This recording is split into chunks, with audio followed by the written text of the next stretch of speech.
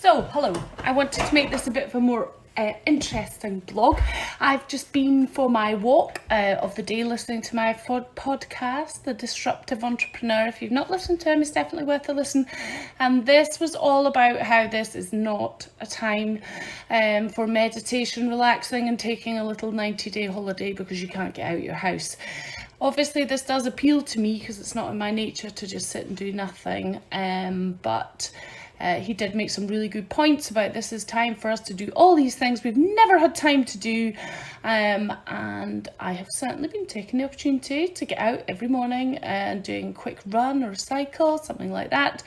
That is one of the benefits of living in the middle of nowhere. I'm just going to show you what it's like. So this is what I mean. It really is the middle of nowhere. There really is no one.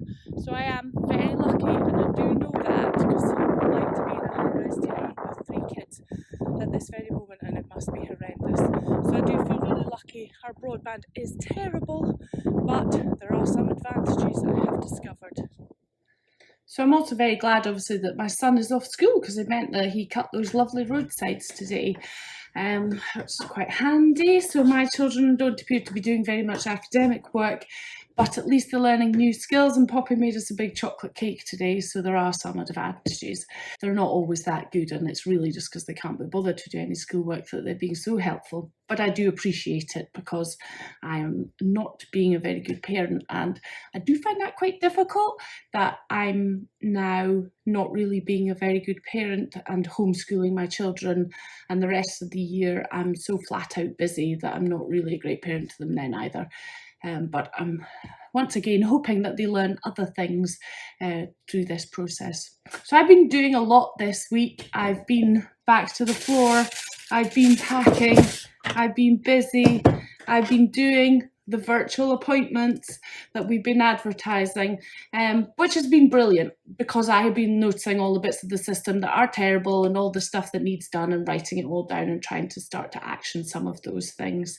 I don't know if I agree with the government and furlough. I know why we've had to do this. I think it's great that they're supporting us and trying to keep us going as businesses, because let's face it, we would be a bit done for if they weren't doing that. But at the same time, I want my employees here. I want them here to help me make the system better, or at least to be able to sit at home and do some of that work. But it needs must. So thank you. I was going to hold up a big sign here for Sarah, who's been answering the phones diverted back to her at home.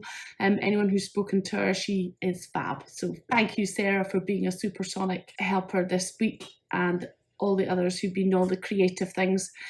This week, actually going back to creative things, have you done your School of Scotland shop tasks this week? Have your children been doing their worksheets? That's the brainchild of Emily and Greg in marketing. So they have also been working incredibly hard on all the creative stuff that keeps coming out. And that's certainly one department that, while we may have a lot less orders than normal, so less requirement for packing and processing, at least we can still be creative. This weekend is the New York Tartan Parade. I should actually hold on 1 second. Imagine how much my children are going to cringe seeing this. So this weekend was supposed to be the New York Tartan Parade, and my hearts go out to the organisers of all these kind of things. And that parade, so fabulous. We went last year, and shout out to the organisers who held on till the last minute to have to cancel it.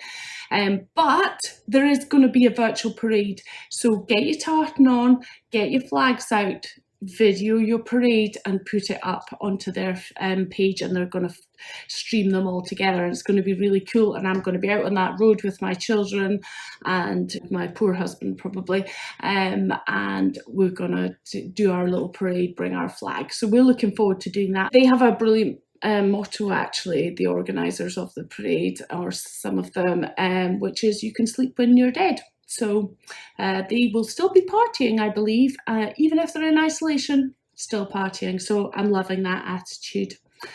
So this is a strange time. me and Ted are just here on our own in the Scotland Shop office, but we are grateful for every order we receive, every phone call we receive to lighten up our day. You have no idea. And why don't you take this time, if you're at home and you've got nothing else to do, you could be tracing your Scottish heritage, planning your amazing trip to Scotland, and hopefully come and see us in person one day. And maybe the stupid woman talking crazy stuff might even be in the shop to say hi to you. I hope you're all keeping safe, looking after yourselves, and do something you've never done before or you've never had time to do before. Speak to you next time.